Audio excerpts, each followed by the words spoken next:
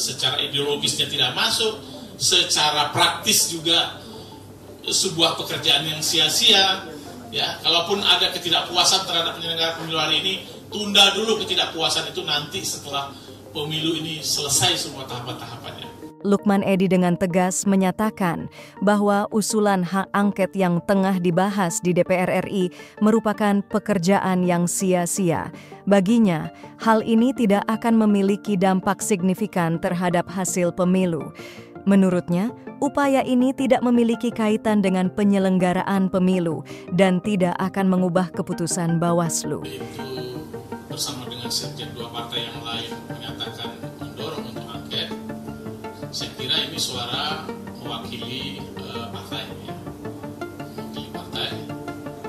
Tetapi saya belum melihat ada pergerakan yang signifikan di DPR, misalnya pengumpulan tanda tangan, ya, atau meminta penjelasan terhadap siapa yang di fraksi PKB itu yang sebagai pengusung hak angket. Kan biasanya begitu tuh ya. Misalnya ada 2-3 orang pengusung hak angket, menjelaskan latar belakang pemikirannya apa, hak angket itu tujuan dan sasarannya seperti apa, itu menjelaskan kepada fraksi secara umum. Ya. Secara umum. Nah itu proses-proses itu belum ada berlangsung di internal fraksi.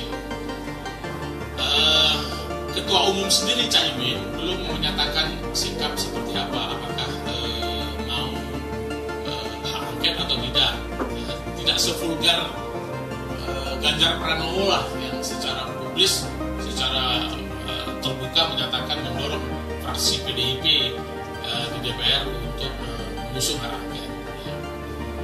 Oleh sebab itu, mumpung belum ada tanda-tanda signifikan, mumpung belum ada surat penandatanganan hak angket itu, saya sebagai senior PKB merasa terpanggil untuk memberikan penjelasan dan untuk memberikan peringatan kepada junior-senior saya yang ada di fraksi PKB, ya, bahwa pikirkan secara mendalam implikasinya. Paling tidak dari aspek ideologis seperti yang disampaikan oleh Pak Soleh tadi, itu juga harus diperhatikan. Nggak pernah namanya PKB itu berada dalam posisi yang oposan.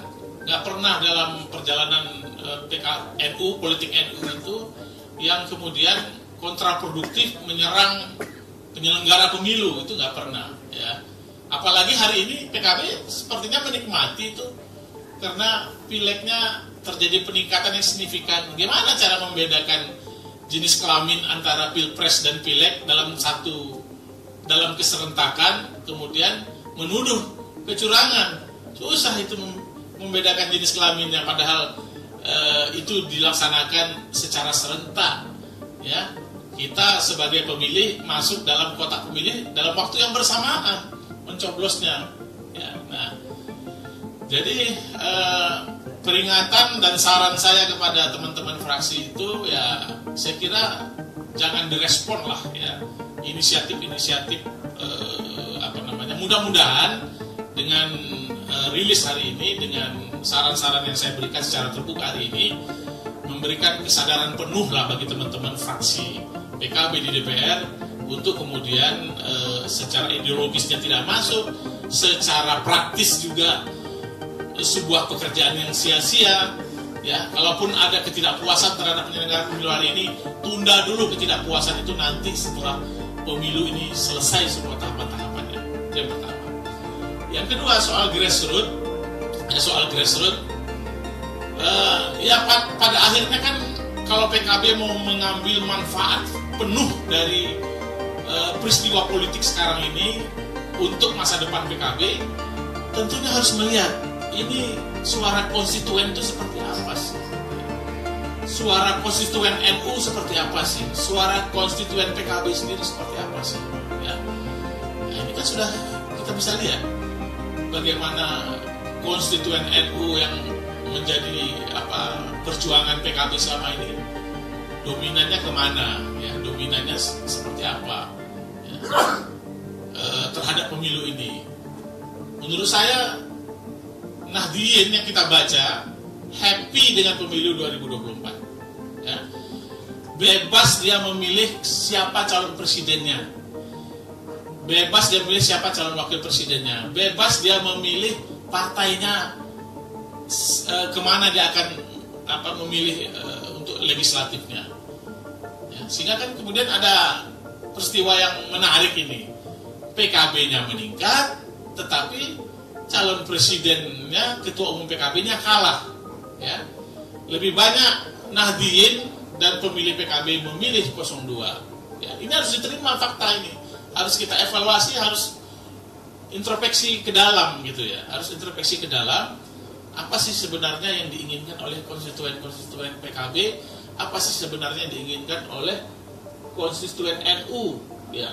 Nahdliyin ini seperti apa sebenarnya keinginannya, itu terbaca di quick count, nanti akan terbaca lagi di hasil pemilu ya, di hasil pemilu real count yang sedang kita tunggu sekarang. Saya kira itu Mas. Menunggu sikap dari PDIP ini. Terus tadi yang nomor 2 dulu ya, ya memang menurut saya elit-elit politik ini harus bisa membaca psikologi dari pemilih ya, khususnya kalau memang sorotan kita itu, kamera kita khusus untuk Nahdliyin atau NU, nanti mungkin bisa ditambah oleh Pak Soleh ya. Elit-elit ini harus bisa membaca secara clear psikologi massa Nahdliyin dan konstituen PKB itu seperti apa sih sebenarnya ya. Sehingga kemudian ketika dihitung bacaan quick count itu memang bacaannya ya seperti itu ya. NU-nya kok banyak memilih 02. Di Jawa Timur malah Caimin sebagai ketua umum PKB mendapatkan suara yang nomor 3. Di Jawa Tengah juga seperti itu, sebagai dua basis PKB ya, sebagai dua basis PKB Jawa Timur dan Jawa Tengah. Tapi justru 01 mendapatkan suara yang paling kecil dibanding dengan 02 dan 03. Faktor-faktornya mungkin ya banyak ya. Kalau mungkin bisa jadi performan ketika debat di TV, performan ketika kampanye, tema-tema yang diangkat, sosial medianya itu tidak membuat happy bagi pemilih-pemilih PKB dan Nahdliyin ya, mungkin tidak bikin happy ya.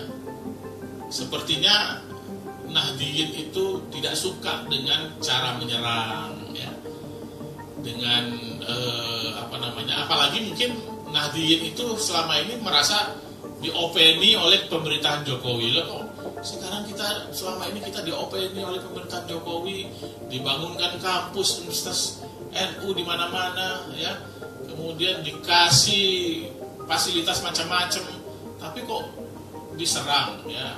Tapi pemerintahan Jokowi kok diserang misalnya seperti itu dalam kampanye-kampanye kemarin. Walaupun kadang kita gergeran juga ya, misalnya beberapa statement Caimin di podcast yang menyatakan menegasi lah ya, ini kan kampanye katanya kan, nama juga usaha gitu kan gitu. Jadi tapi itu dibaca pemilih NU, pemilih PKB, Nahdliyin itu adalah masyarakat yang cerdas, yang membaca berita, yang care terhadap sosial media, sehingga kemudian punya kesadaran kolektif dan punya kesadaran sendiri yang berkenan dengan pemilihnya. Walaupun misalnya Caimin itu adalah NU, tapi kalau kemudian dianggap tidak pas untuk hari ini diwakilkan suaranya kepada calon presiden 01, ya akhirnya memilih 02. Saya kira itu ya, di samping ya mungkin ada hubungan yang tidak, saya kira hubungan yang tidak baik dengan PBNU, tengkar sama PBNU, menurut saya itu punya implikasi negatif juga terhadap suara yang diperoleh oleh 01. Sepanjang masa kampanye 2024 ini, sepanjang itu juga tengkarnya itu sama PBNU misalnya, itu kan kontraproduktif. Nah ini ke depan harus diperbaiki ya, depan harus diperbaiki. Yang nomor 1 tadi apa ya pertanyaan? Angket itu kan tadi Mas bilang bahwa ya, saya secara langsung belum bicara sama Caimin ya, tapi beberapa politisi dan elit-elit PKB saya sudah bicara, memberikan saran-saran seperti yang saya sampaikan hari ini. Ya, tentu berdasarkan kapasitas saya memberitahu kira-kira bagaimana hubungan hak angket, bagaimana hak angket yang diatur di MP3 seperti yang saya sampaikan tadi, bagaimana sebenarnya undang-undang pemilu itu mengatur tentang berbagai macam bentuk mencari keadilan, salurannya sudah ada. Saya sampaikan persis seperti yang saya sampaikan di forum ini. Saya kira itu. Dan saya akan terus ya sampai kemudian nanti mungkin memerlukan menyampaikan langsung kepada Caimin juga akan saya sampaikan. Ya, tapi paling tidak saat ini saya mensosialisasikannya pandangan saya ini kepada elit-elit dan politisi-politisi PKB